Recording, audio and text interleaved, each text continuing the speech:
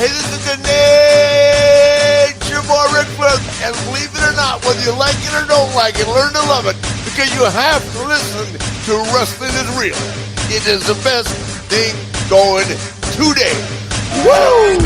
The worldwide leader of podcasting excellence, the king of podcasts radio network proudly presents The Wrestling is Real podcast, because wrestling needs us.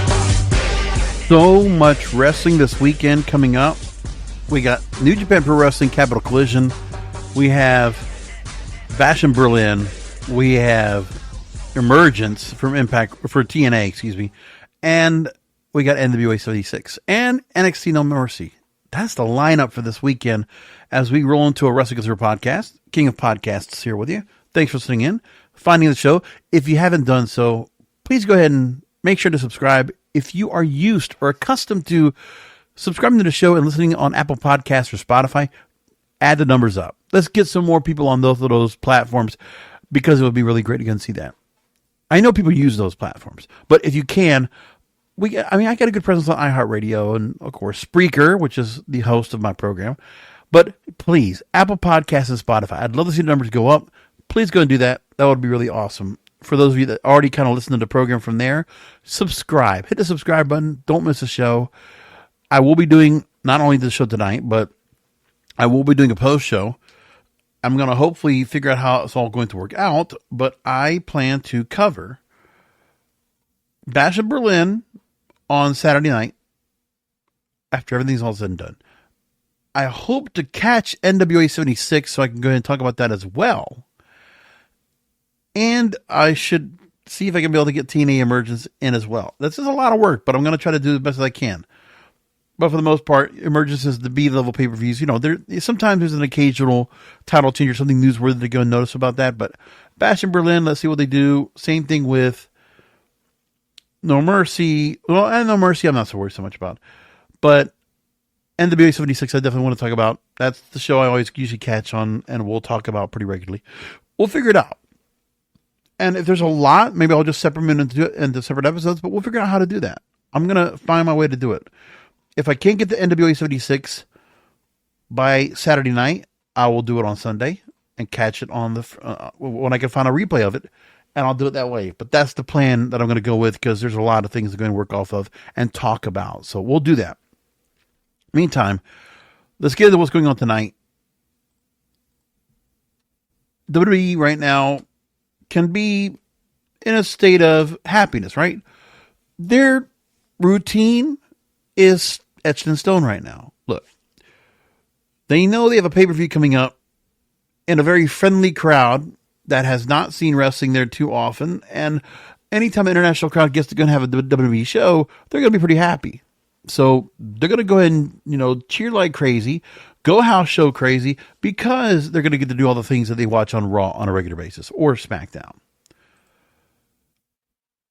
But they can only go so long and go so far with having the benefits of going to Berlin or to do a Raw in Saudi Arabia later this year, or, do some other shows in other big venues and see what they can do with that. They had the benefit of France. They had the benefit of Saudi Arabia. They had the benefit of London, right? And Toronto, Canada. But the other benefit they've had is the ratings have been okay because of a number of things that are not being counter-programmed against them. They have had the benefit of not having football around for a while. So the lead up to WrestleMania, the lead up to SummerSlam, NBA Finals, not really an issue. Olympics, not really an issue. They're very much unopposed with a lot of different things. And if they had to move something over to another channel, they've done a few things like that. So, that's what they have. But now we look at what they have in terms of what benefits them. So SmackDown going to USA coming up in 2 weeks from now. With that means that they're going to no longer have to worry about when they're being carried on Fox. They don't have the World Series to overplay them. Because the last 4 years, they've had the World Series to deal with. So they're no longer dealing with that. So no pushing off the FS1. And then soon enough, USA will have the benefit of having both Raw and SmackDown for the next 3 months. That's coming up next. There's changes to the broadcast lineups because now Pat McAfee is now officially dealing with his own show on ESPN and going full-time with ESPN doing College Game Day. So he's off the map until next year, prior to the end of football season. So you got that. And then you have Joe Tessitore coming in from ESPN, now joining the WWE Announce team with Wade Barrett. Corey Graves, Michael Cole will go to SmackDown on USA, and they'll sit there for 3 months until Netflix goes Raw. That's the plan. But what are they going to be left with as they are approaching the lull of the off-season of WrestleMania? Because it's still a WrestleMania off-season. I mean, you can feel that. There are a few things that the Netflix crowd is going to enjoy once they get to the point. Roman Reigns is back, but not necessarily in full-time capacity. I mean, we have no matches set up for him, nothing like that. John Cena will be back for his retirement tour, and we'll see a lot of him next year. Logan Paul would also be part of that mix, among other things. And, I must say this too. Somebody was already talking about what would be predictions for WrestleMania 36 coming up next year. Or WrestleMania next year, excuse me. I don't know why I said 36. I was looking at something and it said 36, and that's what I looked at and I kind of predicted. But anyway, I'm going to pull up what I saw on X recently. Somebody putting WrestleMania predictions out there on what they think WrestleMania 41 is going to have next year.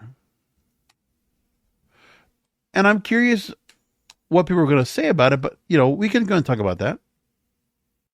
Because there are a lot of people right now trying to guess who will be featured next year at WrestleMania. And then thinking about what are we going to get to when we get to that point? Do we like what they're going to offer? That's the question. So I'm going to take one particular set of predictions from one of my fellow podcast wrestling brethren that put it out there, and I'm going to go ahead and comment on it because it does feel like something I need to go ahead and make a mention of. So one of my fellow podcast wrestling brethren is saying that next year he expects the following matches to happen. And this is based on a story that happened, WrestleMania 42. I don't know why I said 41. Okay. Oh no, 42 would be next year. So anyway, 41. Here's what they're saying about WrestleMania predictions. The Rock versus Cody Rhodes. No idea if the title's on the line by that point, but we're going to assume it is. Roman Reigns versus Jacob Fatu. Charlotte versus Tiffany Stratton. Bianca Belair versus Rhea Ripley. Sheamus versus Braun Breaker. Gunther versus Ilya Dragunov. Usos versus Tama Tonga and Tonga Loa. CM Punk versus Seth Rollins. John Cena versus Randy Orton. Damian Priest versus Finn Balor. Do we like those matches? I mean, listeners to this program, as I made mention of, okay, John Cena we're going to see back. And if we're going to be leading into Netflix, the Netflix air going Raw, okay, in January, do we like these potential matchups? Even if it's not correct, I don't care about that part. I'm just saying who is up there right now that we're looking at that should be exciting or exhilarating or interesting compared to what we've seen. Because this lineup doesn't do it for me. Okay, Rock versus Cody. Well, Roman hasn't. I mean, right now, Rock and Roman still need to go ahead and get themselves figured out because I still think Rock is still very much the heel. Roman's the face. We kept hearing about Roman and Rock. And that the idea is that PW Chronicle put out a story saying that Rock versus Cody Rhodes is more likely for WrestleMania 41 in Las Vegas. But the match I still want to see is Rock and Roman. No. We're going to hold off for Rock and Cody. And Roman would have Jacob Fatu to deal with. They're going to build up Jacob Fatu at such a level so he can lose? Okay. In this particular setup, I also don't see Solo Sikoa in this list of matches either. Nowhere. And I'm guessing Tiffany Stratton, you would consider that she's going to somehow become women's champion, and then Charlotte will take on Tiffany Stratton. It's a bit premature to go and expect Tiffany Stratton to go ahead and just take a match like this, because Tiffany Stratton putting a rocket on her back right now and building her up to be a big star. If Charlotte's coming in, what, we're going to let Charlotte take the loss? Bianca Belair and Rhea Ripley, so their idea is to bring that story back. Let's just resurrect NXT feuds. Gunther versus Ilya Dragunov, another NXT UK feud. Just bring that back and rehash it. The other prediction, Shane versus Braun Breaker. And I'm looking at the IC title tournament and the picture that they have of the stars they decided to go and put in. We'll talk about that in a moment. Usos versus Tama Tonga Tonga Loa. So imagine the tag team titles are on the line, right? The WWE tag team champions, right? Championships.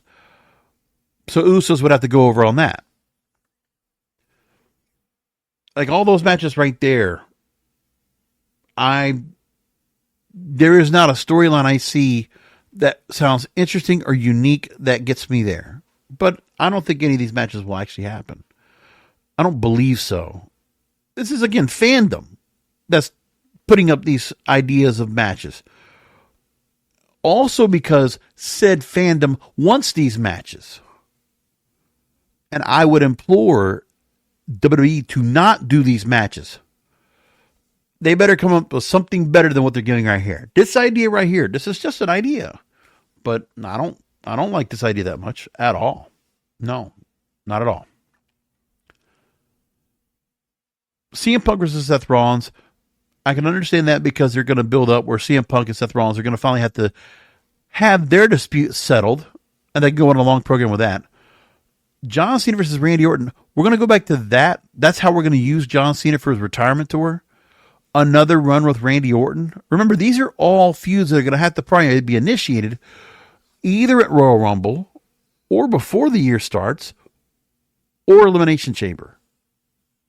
That's the idea. So we're going to put those matches together and build them up to WrestleMania. And then Damian Priest versus Finn Balor. Because Damian Priest needs to go ahead and go back after Judgment Day. My personal opinion is, why do you want to be in Judgment Day now? Look at the faction it is. Look at the bloodline the way it is. Let me go ahead and segue into what I wanted to talk about tonight when it comes to the watered down factions we have. I would prefer that the company would change the names of these factions if you're going to water them down so much. Because when I look right now, the bloodline, you would feel like it's once dominant. Okay, Jacob Fatu is the only guy right now that I feel at all is really giving me anything important. And they did the pull off where, okay, of the tag team titles, that Jacob Fatu gave the belts to Guerrillas of Destiny, right? The Tongans. To screw over Jacob Fatu, where Jacob Fatu was not happy to go ahead and have to relinquish the belt that he won. It doesn't make much sense to me. It doesn't make a difference why they want to do that and why that Jacob Fatu, as I said before, with Solo Sikoa, he is the most loyal and faithful servant to Solo Sikoa and has been the most effective servant of the bloodline, thus being the enforcer. And then Solo Sikoa's excuse, well, because you're going to be my enforcer, well, does it mean he can't hold on to the belt?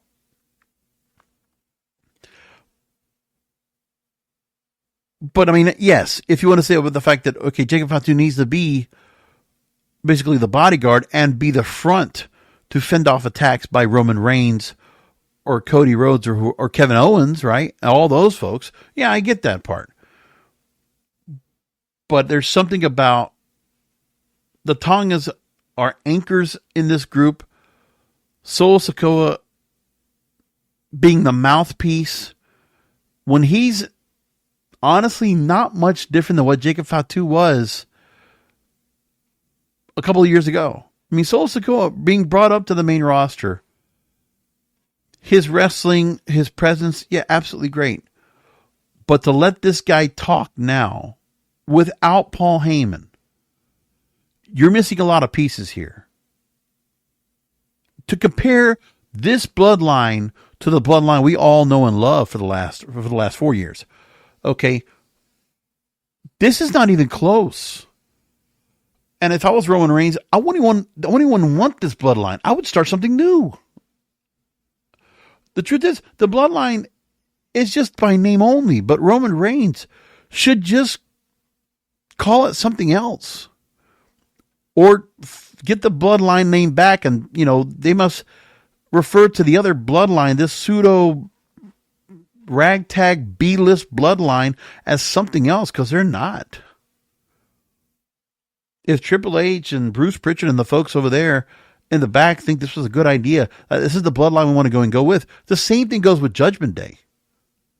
Without Rhea Ripley and Damian Priest, the Judgment Day, they're passing judgment on what?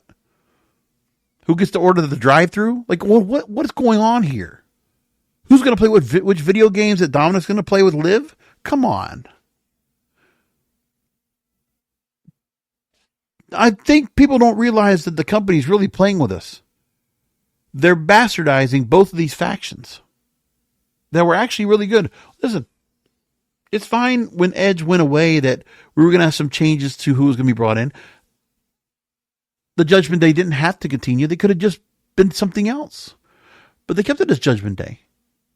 I always thought that was a mistake in the first place. Once Edge is gone, let's change the name to something else. But because there's intellectual property, because the merch is out there, they can't change the name. And as for the bloodline, they want to do the same thing. Judgment Day also left with anchors. Finn Balor, in my opinion, was always better off solo. He did not need to be part of a faction. I have hated him being part of Judgment Day since day one. I don't expect him to be the demon. I just expect him to be something else. But being part of this, attached to this faction, just doesn't do anything for me. And his whole bitterness to things, ever since he got injured and had to relinquish the Universal title, he's been booked poorly. I didn't like his booking in NXT. They were trying to resurrect him and get him back serious again. They don't have a chance to be a Finn Balor character without the demon. Okay, I understand that part. But I don't like what they've done here. There's so much more that can be done with Finn Balor in his whole time. He's just been he hasn't been booked to win a lot. The tag title stuff, his favoritism with his, laughing boy JD McDonough, and allowing them to be tag champions. I mean, Finn Balor's a small guy, but JD McDonough makes Finn Balor look like, Andre the Giant. So I don't like to see where JD McDonough is brought into this mix, and he is like a big anchor. Liv Morgan, another anchor. You settled down, dropping Rhea Ripley for Liv Morgan. I mean, if the simps out there of the WWE fandom are really hard on over Liv Morgan being with Dominic Mysterio, if you really feel like that's something that you're going to feel jealous of, I don't. I could care less about those two. I don't feel envious of any of them. Carlito, major anchor. What is he doing here? Listen, he got dropped out of LWO. He became persona non grata. He was the mole. And he has been this prospect of this reformed Judgment Day that started having a clubhouse. Have Carlito as a prospect. He's not even a full-fledged member yet, is he? I don't even know. But I look at them out there, and I should even go and play the clip of what they did because it was so bad. The setup for the match coming up this weekend, the mixed tag match. And just hearing how they're going with this and trying to set things up, Dominic Mysterio has the instant Vicky heat. I get that part. That's great for him. He's always going to have that too. But when I look at what they're doing right now with him and trying to enjoy what they're doing so far, it's not working for me at all. Here's the clip from Monday night. So Carlito just looking out there. There's no uniformity with the Judgment Day at all. They're all just wearing black. But there's nothing of the garb, nothing of anything that resembles Judgment Day that Edge created when he first started the whole faction. They're just a ragtag group called Judgment Day. I also noticed they're all very short. Because I don't know if Dominic Mysterio is even 6 foot, but they're all under 6 foot. And you can kind of tell how short they are in the ring. They're short kings. Nothing wrong with that. But we're used to bigger, more muscle-bound heavyweight people. Like Rhea Ripley is probably bigger than any of these people in the ring. And then what they say to set up their said mixed tag team match doesn't interest me. But we'll play it. Priest, Rhea, that beating you took last week, that was a long time coming. It was a long time coming, that's right, JD. But Damien and Rhea, let's make one thing clear. We're not the bad guys around here. No. You are. You're the bad guys around here. Because if you ask us, you betrayed the Judgment Day and you got exactly what you deserved. This crowd, I mean, they're going to just cheer everything. They're clapping seals for this here. But they'll try to go ahead and project back and say that they failed the Judgment Day. Well, they're the ones that carried it. They were holding all the belts. And because Liv had to go and do an assist to help JD and Finn get the tag titles back, right? Or to help Dominic get a win over his daddy. By the way, then they set up the matchup for the night with the LWO. I'm like, where are we going with this, man? Because the whole deal with Damian and Rhea being put in the mixed tag match, it's a filler. It's just to fill the void until we get to something a little bit later on, which is either Bad Blood or Survivor Series. No doubt, I can see where Judgment Day and all these other factions being put together are going to be put as part of Survivor Series 5-on-5 teams or whatever they're going to do. Some plan. Or 4-on-4. I don't know. But, well, they're also going to do war games. So they could very well have some of these factions pinned together into a war games match, which, you know, that'll get some interest. But, I mean, does it help a storyline? No. It doesn't really get us much farther or much progression or any emotional investment. Much like I talked about during the AEW All-In London post-show that I did this weekend, where I talked about emotional investment.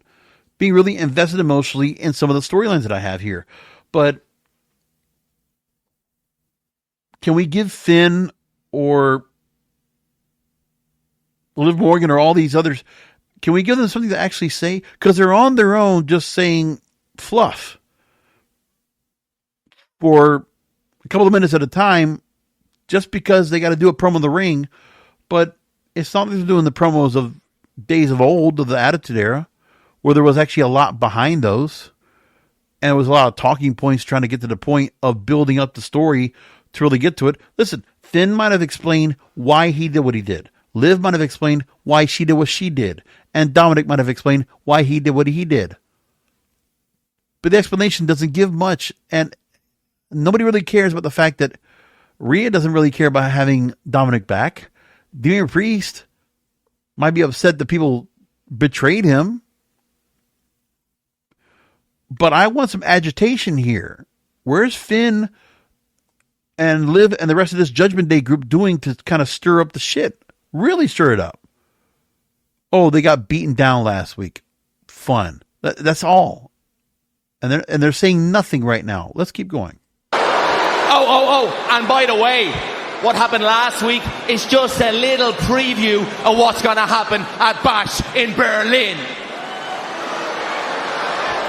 Rhea, I almost kind of feel like I should maybe be thanking you right now. If you weren't so selfish, so self-centered, and so egotistical, none of this could have happened.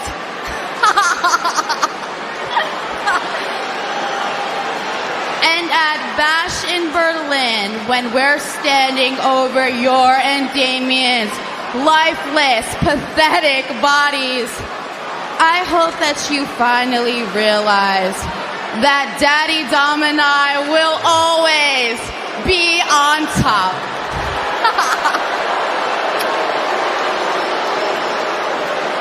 I think the only reason they're even giving any real heat is because Dominic's in the ring. Like, he's the only one that gets heat. Like, I hear nothing that's really getting any kind of stirring up from Finn Balor or Liv Morgan right there. Empty platitudes. But like I said, Dominic's the only one. And you know what? He's playing on with the camera. He's being a goofball. He's acting different than everybody else. And the truth is, Dominic Mysterio is the one true star in this group. And all the other participants here in this ring are anchors. Dominic Mysterio is the star out of this group. We need to see him break free from this group soon. Because he's a single star. He can be a heel as much as he wants. But he doesn't need this right here. This ragtag group does nothing for him. And by the way, it's Finn Balor that's the leader. Not Dominic. When it should be.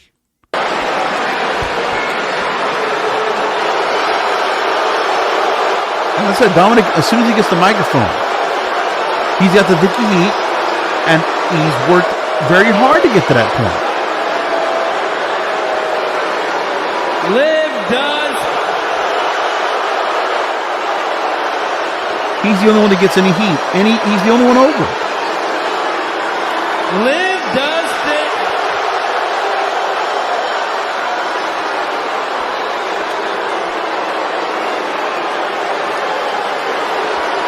He learned from Vicky. Oye, hey. Cállense la boca todos ustedes y escuchen a este caballero. Cállense el hocico y déjenme hablar. Carlito did nothing right there. But whatever Dominic's trying to say. Liv does things for me that Rhea has never done. TMI. Very important. Like, help me beat my deadbeat dad. Plus, Dominic has changed his look to be much more goofy, much more ridiculous. And it works. He has the full heel persona set.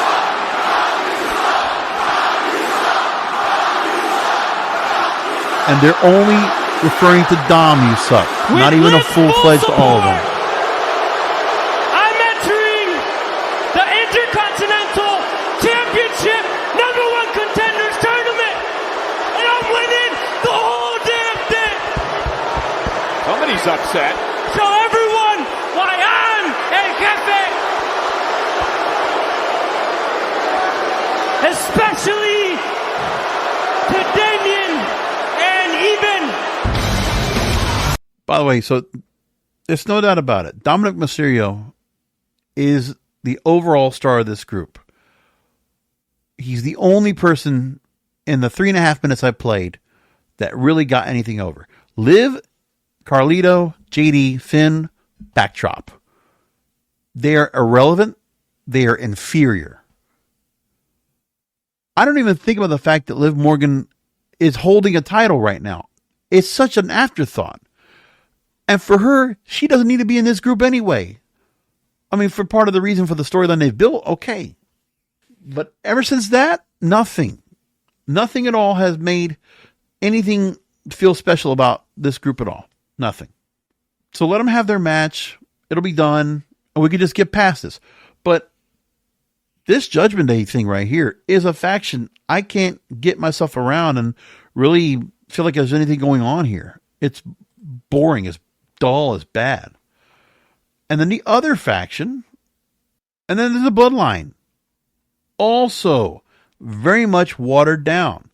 When you're relying on Solo Sikoa as your mouthpiece, and the only person looking intimidating in the ring at all is Jacob Fatu.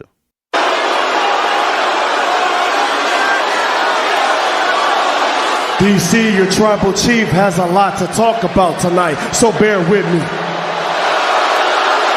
Try and keep it down.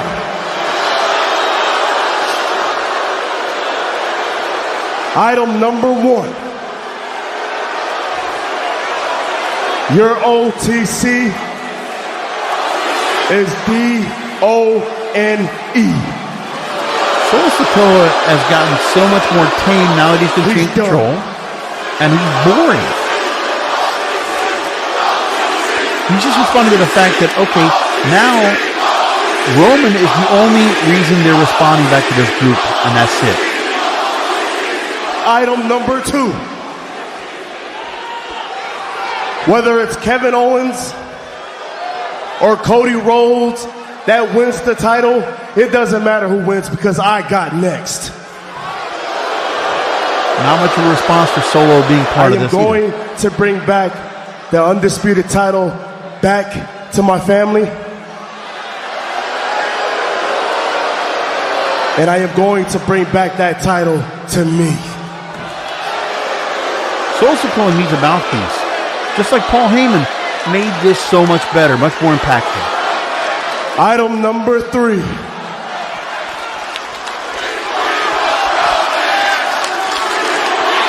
I'm just annoyed by Solo. Roman all you want, but he ain't here.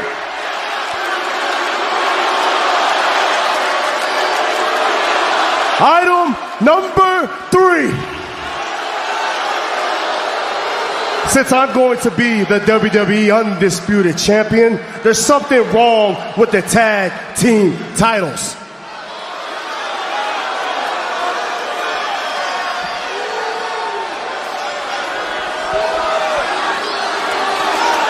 Jacob Fatu, step up. This could have just been made Freebird rules, but why they don't want to do that, I don't know. They let New Day do it. Why can't Bloodline?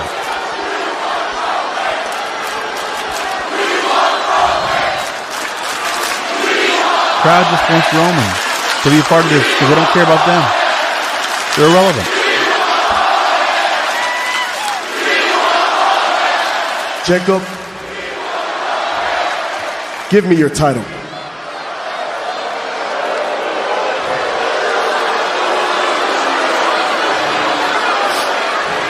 So Jacob just with no reluctance gives it up. I don't get that. As a matter of fact, give it to Tonga Loa. We didn't need a matter of fact. Just say, give me the belt, and then Tonga Loa just gives it to him. And I don't get it, you know.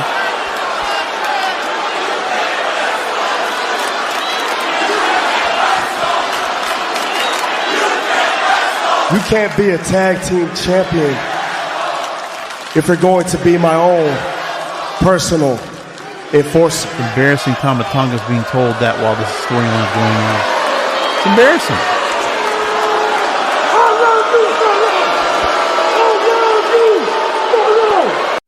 Stupid. Watered down. It shouldn't be hard at all. It shouldn't be hard at all to see Roman Reigns with whoever decides to bring together to take out the group. It shouldn't be that hard at all, but it's bad. And you put Street Profits out there of all people to go ahead and kind of get people all worked up about and talk about that. Like that really works? I don't know. The Kevin Owens Cody Rhodes match. Now all of a sudden Kevin Owens is starting to get a little bit suspect because of the whole Grayson Waller effect appearance. Stupid. Like, I've hated the whole idea of Cody Rhodes granting Kevin Owens a title match because it doesn't make any sense. It's a failure of WWE not being able to go ahead and provide contenders or opponents for Cody Rhodes. They have nothing planned for Cody Rhodes. Nothing basically until we get to WrestleMania time. That's it. They don't want to give Solo Sikoa another match. Didn't want to do that. They just want to keep going and just let Cody grant title matches. we know it's pretty clear we're not going to see Cody Rhodes lose to Kevin Owens. Let's make that perfectly clear. Will it matter if Kevin Owens turns heel after all his talk about wanting to take out the Bloodline?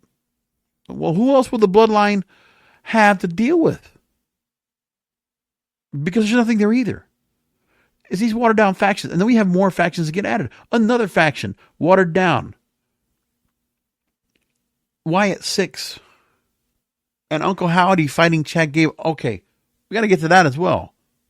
What's that story about? With that was the biggest person that Uncle Howdy needed to go ahead and go after.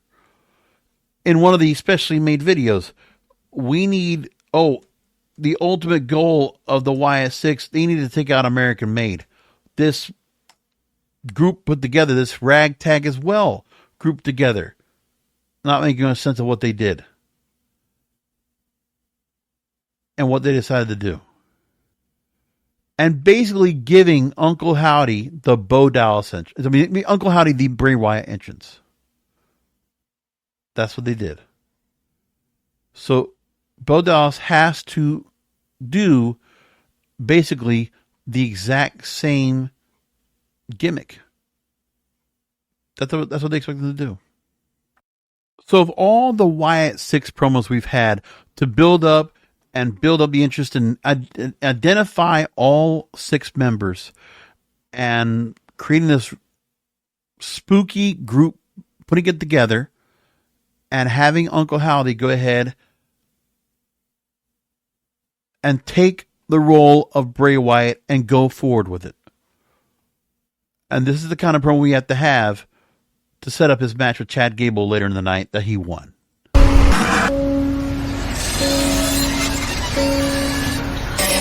I stopped to marvel at all our accomplishments. Nearly stepped on a serpent. We won't make that mistake again. The false prophet continues to reveal himself to the world, masquerading as a loving shepherd while marching his lambs into the mouth of wolves. I mean, honestly, American Made, they've been around so long that they can be built like this as false prophet, as Chad Gable's a false prophet and the group was lambs. This TV feud that they built up, like how quickly Uncle Howdy and the Y6 get so caught up over this. This is the reason they decided to come in and wreak havoc. Because of Chad Gable. Please make it make sense. A bond forged in the tears of the innocent is not a family. It's blasphemy! Chad, we have given you chance after chance, inflicting fear and suffering, and yet you refuse to remove the scales from your eyes. Your arrogance is like a beast risen from the sea. We must cut off the head so the blood of the damned rains down, washing away the sins of the wicked. Look, I mean, I want to give some credence here and appreciate what Bo Dallas is trying to do right now to go ahead and live up to Bray Wyatt's legacy, but he can't.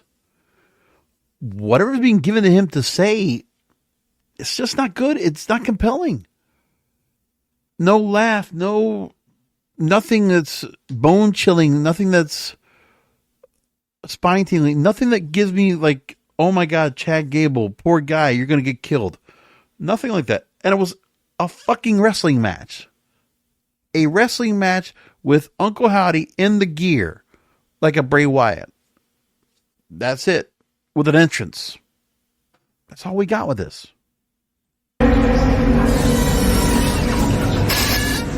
I accept your challenge. Your invitation. This is more than a reckoning. This is a purge.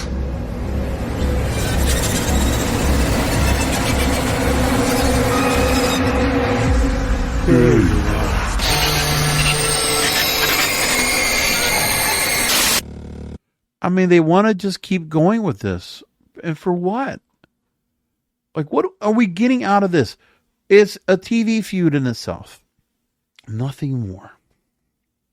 And I'm scratching my head, and I want to know, what am I missing that all these other fans are all up and at it about? The fandom is so caught up in the look and this and that. It's like, I mean, look, I know anime and I know certain things that are out there. If you watch Marvel movies and things like that, and you have a certain fandom for that maybe there's not too much to be emotionally invested in. That just like we just get caught up in it because that's just what happens.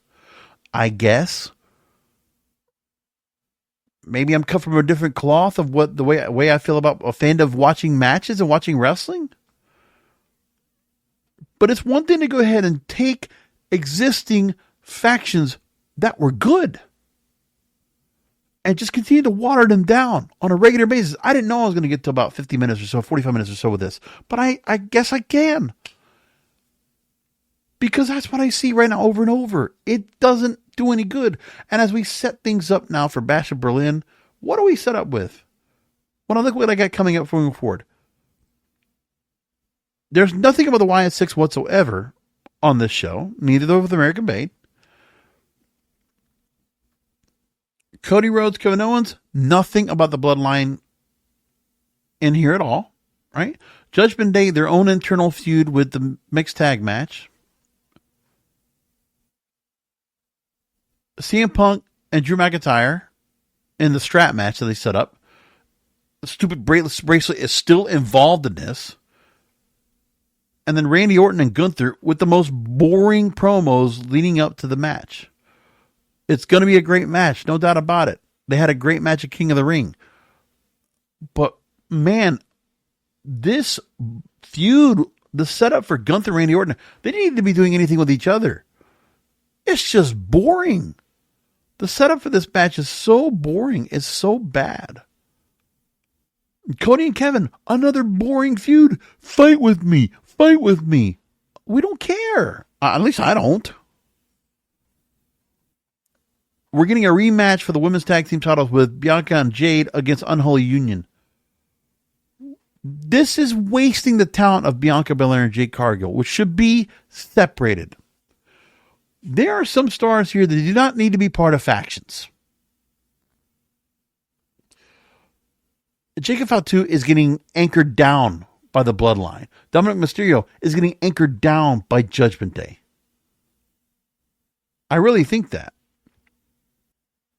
And I'm just trying to think about what they're trying to do here and where they're going with things. And I just don't get it.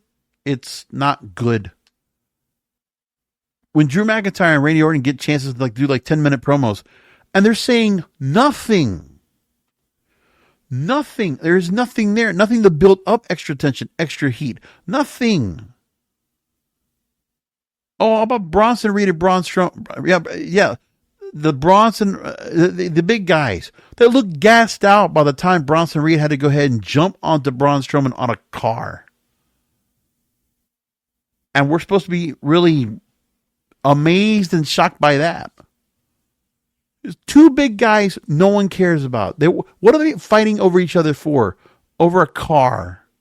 On a car. What were they really, what's the feud being built off of? That's really what it is.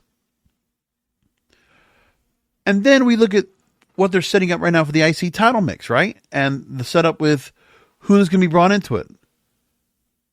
Okay, Jey Uso. Yeah. Let's give him something to do. Why the hell is Jey Uso being left aside? He is such an afterthought. He's the biggest afterthought in this company right now. Miz, I understand because he's just part of the mix here where, he's been IC champion before. Kofi, same thing here. Xavier Woods hasn't ever won it. That would be good. Sheamus hasn't won it. We know about that. Bronson Reed, Dominic Mysterio, Dragon Lee, Ilya Dragunov, Karrion Kross, and Pete Dunne. Like some of these names that are in the IC title tournament, they're just filling spots. And I mean, if I had to go and think about who I'd like to go and see out of this group to take on Braun Breaker, well, yeah, Jey Uso's the one. That's the name I would absolutely want to see right now. But Jey Uso, listen, Rikishi's right about the fact that Jey Uso's not being used right. He's being underused. He is not just an entrance. I am so fucking tired of seeing him go the yeet thing and go beat the yeet guy and go down the ring for a match that doesn't matter. I am so tired of that. But no one is allowed to go and say, oh, we're tired of this. This is stupid. No, because then you get canceled out or you get like, shitted on or whatever. I don't care. I just don't care about it anymore. It was fun the first time. It was nice to see the crowd get into it, but this is for a house show. So let the house show enjoy it. We don't see this on TV every damn week. But they want to do that, right? I mentioned watered down factions. LWO, another look out on the Phantasma, another, like, really. To continue to go with LWO and keep up with this here with former Lookout on the Phantasma members, right? In the LWO. And then taking it from the fact of the original LWO that Ramos was part before anyway, with Conan and Eddie Guerrero, and I'm like, and Hoovy and all this, like, I mean, it was kind of fun to go see LWO come back here. It was cute, okay, but have they meant anything either? No, they're watered down too. By the way, we see Andrade had come back. Have they been doing anything with him lately? Him and Carmelo Hayes now? Is that what we're doing? For those of you that think this is a great idea to go ahead and see the continuation of certain stars making their way back to the WWE, right? Probably better off to go to NXT. Andrade has done nothing right now. Meanwhile, Ricochet over in AEW has a nice debut in the Casino Gauntlet match. A nice, well set up match for him to win over Kyle Fletcher. Will Ospreay confronts, only to get hit by Pac. And most likely a match between Pac and Will Ospreay coming up down the line. But at least Ricochet looks like he's being looked to be pretty important. At least let me get to that Ricochet Will Ospreay rematch, right? But now, as I said, the Wyatt family versus the Wyatt Six, watered down. How many more factions do we need that are like this? But it's becoming so much more. So much more. So let's get into the matches we have coming up this weekend. All right. First off, Bash of Berlin. We'll talk about that first. I see Gunther beating Randy Orton, retaining the World Heavyweight title. I just don't know what you do next with Gunther and what you do to keep him strong, because they just can't take the belt off of him right away. It can't happen. It shouldn't happen. And the fact that he used the Money in the Bank briefcase already for Drew McIntyre, there's no one else that's going to be going up for that title anytime soon. But there's nobody set up right now for the World Heavyweight title to go forward. I mean, I would prefer Jey Uso not being a part of the IC title tournament. I would prefer him to actually be going after Gunther. Somebody do something. Cody Rhodes over Kevin Owens. I guess Kevin Owens will probably turn heel. He's like Big Show. He'll turn heel whenever he wants. I expect Damian Priest and Rhea Ripley to win over Dominic Mysterio and Liv Morgan. I'll take Drew McIntyre over CM Punk in the strap match. It doesn't really matter. These just two are just going to keep fighting, just to keep fighting. And I expect Bianca Belair and Jade Cargill to beat the Unholy Union and get the belts back. I don't know. That would be what I would prefer to have happen, but that's again wishful thinking. We're hoping that. Emergence is on Friday night. I'll take a quick look at that. Nick Nemeth will take on Josh Alexander. 1 hour Iron Man match. Wow. For the TNA World title. I will take Josh Alexander to win. I will take Josh Alexander on the win on that. But that'll be one hell of a match to see right there. Mike Bailey will defend the X Division title against Zachary Wentz, Riley Osborne, Jason Hodge, Hammerstone, and Laredo Kid. And I will take Mike Bailey to retain. Matt Cardona versus PCO. I will take PCO. Steve Macklin versus Eric Young. I will take Steve Macklin. The Hardys, along with Joe Hendry and Mike Santana against the System. And I will take the Hardys. No, actually, no, I'll take the System to win over the Hardys and Joe Hendry and Mike Santana. That's it. Then also in the action, you got Jordan Grace and Spitfire versus Ash by Elegance, Alicia Edwards, and Masha Slimovic. I will take I'll take the Faces to win. And Countdown to TNA Emergence is Kushida versus Frankie Kazarian. Whatever. I'll take Kazarian on the win over Kushida. And let's go to NWA 76. I'll take that as the last thing I want to go and talk about tonight. It was something I meant to go and catch, but I was kind of interested about EC3 now, still holding on to the World Heavyweight title and taking on Richard Holiday. I meant to go and catch that match of him at NWA Chicago. You know, it's interesting where on the YouTube channel, the NWA, Billy Corgan's been signing stars exclusively right now to the NWA, which is cool. He now has the territory system he's put into play. Well, there's NWA Wildfire, Chicago, and I forget there's another one that's out there. So he's got 3 different wrestling organizations that are part of the NWA territory brand, which is cool. And hopefully he's going to find some new stars out of that, because he's obviously working with a lot of young new stars now as we speak, moving into working NWA as a product right now. And the 76 show is going to definitely have that. Knox and Murdoch will take on the Southern Six in a tag team match. I'll take Southern Six on the win. Alex Taylor and Kerry Morton. Hollywood Haley J, Kayla Rossi, and Tiffany Nieves. Misty Marks, Collie Page, Adriana Mosley, Natalia Markova, Lily La Pescadita Ruiz, La Rosa Negra, and Alejandra Quintanilla. And the Burke Invitational Gauntlet for the NWA World's Women's title match. So it's a chance to be number 1 contender for that. Daisy Gill and Talos with Vampiro will take on the Fixers. Jay Bradley and Wrecking Ball Legursky against the Slime Ball, Sage Chance and Tommy Grant, and the Country Gentlemen, AJ and Casey Kazana, and a 4-way tag team match for the NWA USA tag team titles. I'll take Daisy Kill and Talos to retain.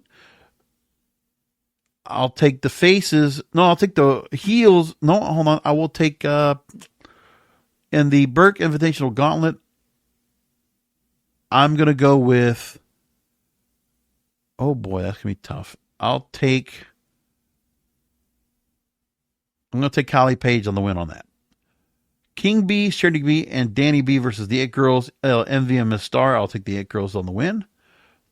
To become NWA World Tag Team Champions, King B's have been holding on for a bit on those belts. Singles match for the number 1 junior heavyweight title is Alex Misery versus Jack Cartwheel. I will take Jack Cartwheel. Baron Von Storm and Jack Sting versus Zion and Magic Jake Dumas in a tag team match. I'll take the heels on the win. Thrubilly Salas Mason versus Colby Carino. I will take Thrubilly Salas. Blunt Force Traumas, Carnage and Damage against the Immortals. And it's a Liberty Bell Brawl. I'll take Blunt Force Trauma on the win. Mims versus Brian Idol versus Burchill versus Carson Drake in a 4-way match. And I'll take Brian Idol on the win on that. Kenzie Page will take on Max the Impaler. Who Max the Impaler is, by the way, the men's and women's television champion. And they'll take it on each other. Again, champion versus champion in this match. I'm going to say Kenzie Page comes out somehow with the match. Now, I don't know if they're going to be, well, this champion versus champion, so they're just matches. There's no title on the line. But I'll take Kenzie Page on the win. EC3 versus Tom Latimer. EC3 is World Heavyweight Champion. Tom Latimer is the National Champion. And I will take EC3 on the win on that. One last thing I want to bring up before we wrap up the show. Sid Udy, former Sid Vicious, former Sid Justice, passing away this weekend. I mean, what a sad occasion to go see that, but yes, Sid Udy passing away this weekend. And there's a lot to say about how much I did enjoy Sid. I enjoyed him as part of the Horsemen, even though he did kind of screw things up by getting real pissed off at Arn Anderson and a whole thing going with that. 6'9", 317 pounds. He was a good promo cutter. The guy had a look like crazy. I enjoyed, probably my favorite moments of Sid was after WCW, his run there, when he goes to, well, no, it was his run at ECW with Judge Jeff Jones, just coming out and powerbombing people. I just loved that shit. He was so into it. It was just so cool. And he was great. He headlined WrestleMania twice, was World Wrestling Federation champion, and was also a former WCW World Heavyweight champion. 2-time the WWF champion, 2-time the WCW champion, 2-time United States Wrestling Association champion.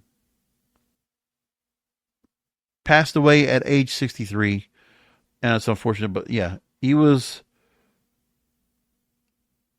damn good. It was, what a hell of a career that he had.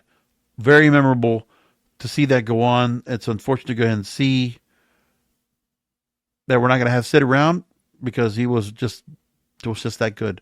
So anyway, that's what the show looks like for this weekend. As I mentioned, I will be doing a post show this weekend.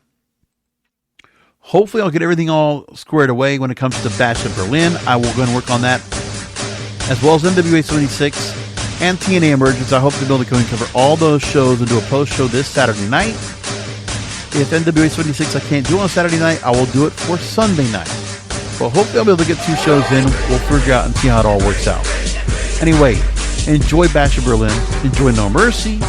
Enjoy NWA 76. Come back for another Wrestling Hero podcast, because wrestling needs us.